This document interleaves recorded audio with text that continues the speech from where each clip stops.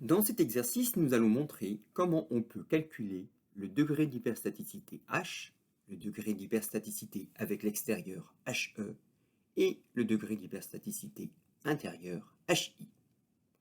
De ces trois degrés d'hyperstaticité, le degré le plus important est H et nous allons passer un petit peu de temps à expliquer comment le calculer.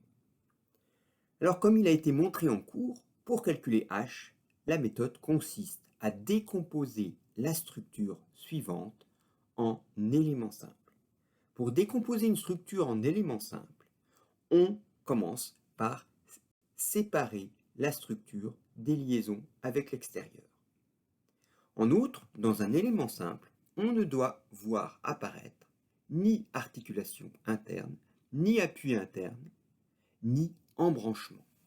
De ce fait, ici, on constate que l'on peut faire la décomposition suivante. On a donc un premier élément simple, ABC, et un deuxième élément simple, CD. On voit bien que l'élément ABC n'admet aucune articulation interne, ni aucun appui simple interne, et de la même façon, il n'y a pas d'embranchement, puisqu'au niveau du point B, eh bien, on doit forcément, si on part de A pour aller en C, on doit forcément tourner à droite, entre guillemets, et ce n'est donc pas un embranchement. En conséquence, on a pu isoler deux solides. On représente donc ces solides. De la même façon, on représente les liaisons avec l'extérieur, qui sont donc évidemment séparées des éléments simples.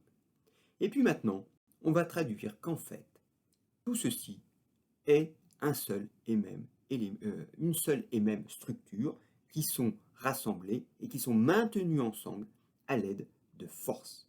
Ces forces, on va les représenter.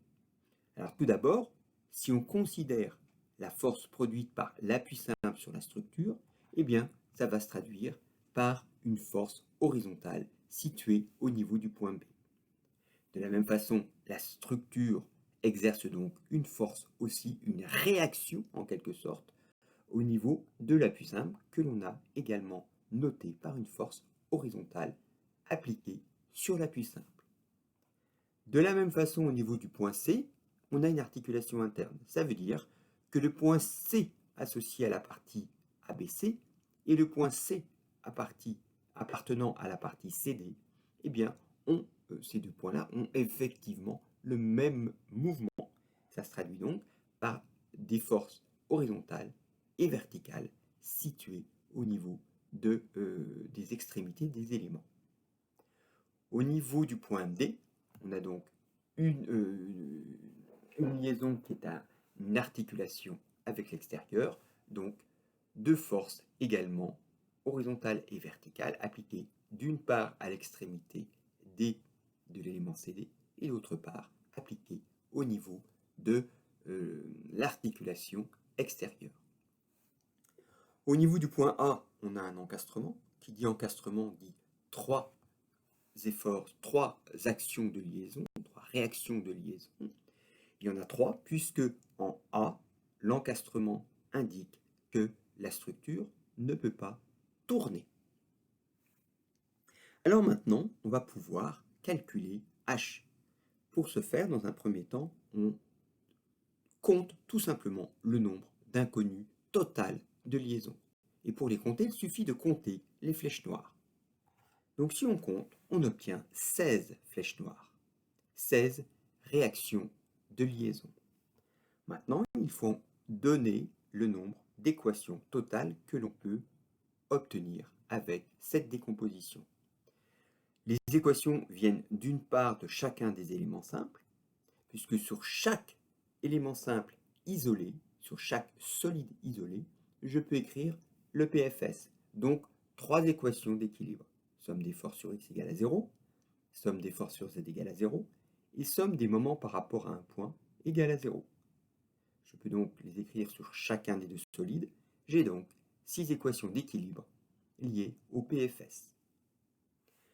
Il y a également des équations d'équilibre de liaison qui traduit le fait que lorsque j'ai une action sur une structure, j'ai une réaction au niveau de la liaison.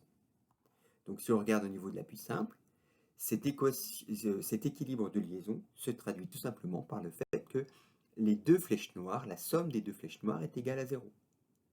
Au niveau du point C, on a deux équations d'équilibre de liaison. Les flèches noires horizontales, la somme des flèches noires horizontales est égale à 0. Somme des flèches noires verticales est égale à 0. Il en est de même au niveau du point D. Au niveau du point A, on a trois équations d'équilibre de liaison, puisqu'on a non seulement la somme des forces des flèches horizontales est égale à 0, la somme des flèches verticales est égale à 0, mais également la somme des moments qui est égale à 0. On en déduit donc le nombre total d'équations de liaison. 1 au niveau du point B, 2 au niveau du point C, 2 au niveau du point D, 3 au niveau du point A. En conséquence, on a 8 équations d'équilibre de liaison. On peut donc calculer le degré d'hyperstaticité H, qui est le nombre d'inconnus, le nombre de réactions inconnues, moins le nombre total d'équations que l'on peut écrire. Donc 16, moins 6, moins 8, c'est-à-dire 2. On en déduit donc que la structure est une structure hyperstatique de degré 2. En conclusion, on ne peut donc pas calculer toutes les réactions de liaison en écrivant uniquement, et le mot important c'est le mot uniquement, en écrivant uniquement des équations d'équilibre. Alors pour calculer H, on a décomposé la structure en deux éléments. Très souvent, les étudiants ont tendance à la découper en plus d'éléments, ce qui est tout à fait possible, et en particulier, les étudiants ont envie de couper la structure également au niveau du point B. De ce fait, on peut décomposer la structure au niveau du point B et donc en trois éléments. On va montrer que cette décomposition mène évidemment au même résultat. On a donc maintenant trois solides isolés que l'on représente ainsi. On a toujours nos trois liaisons. On va représenter de la même façon nos réactions de liaison. Alors, il faut faire très attention parce qu'au niveau du point B, on a coupé la structure en B. On a d'une part évidemment isolé l'appui simple, mais le fait d'avoir coupé en B fait qu'au niveau de chacune des extrémités B, que ce soit pour l'élément AB ou pour l'élément BC, eh bien on va mettre trois réactions intérieures de liaison. En effet, on a coupé en B une liaison rigide. Donc quand on coupe une structure au niveau d'une liaison rigide, on met automatiquement trois réactions de liaison. Pour le reste, ça ne change pas. C'est-à-dire qu'en A, on a toujours, comme on a un encastrement, on a toujours trois réactions de liaison au niveau de l'extrémité A. On a toujours trois réactions au niveau de l'encastrement. En C, on a toujours 2 et 2. Et puis, en D, on a toujours 2 et 2, comme précédemment. Si on compte toutes les flèches noires, on obtient maintenant 21 réactions de liaison. On va en déduire le nombre d'équations que l'on peut écrire. Alors maintenant, on a trois solides isolés. Pour chacun des trois, on peut écrire trois équations de PFS. On a en tout donc 9 équations d'équilibre de PFS. On va maintenant déterminer les réactions, le nombre d'équations d'équilibre de liaison. Alors au niveau du point B, c'est là où ça change. En effet, ici, on peut maintenant écrire trois équations d'équilibre de liaison. La somme des forces horizontales est égale à 0, la somme des forces verticales est égale à 0, et la somme des moments est égale à 0. Donc on voit toute la différence par rapport au cas précédent. Le reste ne change pas. Au niveau du point C, on peut toujours écrire deux équations d'équilibre de liaison. Au niveau du point D, également deux équations d'équilibre de liaison. Et en A, trois équations d'équilibre de liaison. On en déduit donc le nombre total d'équations d'équilibre de liaison. 3 plus 2 plus 2 plus 3, soit 10 équations d'équilibre de liaison. H est donc égal à 21 moins 9 moins 10, soit 2. On a donc la même conclusion. La structure est hyperstatique de degré 2 et on ne peut donc pas calculer toutes les réactions de liaison en écrivant uniquement des équations d'équilibre. Calculons maintenant le degré d'hyperstaticité extérieure et ensuite on en déduira le degré d'hyperstaticité intérieure.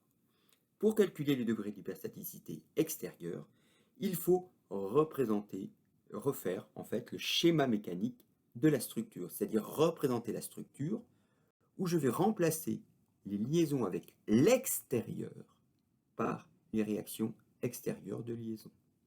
Donc, en A, j'ai un encastrement. Je remplace donc l'encastrement par ces trois réactions extérieures de liaison.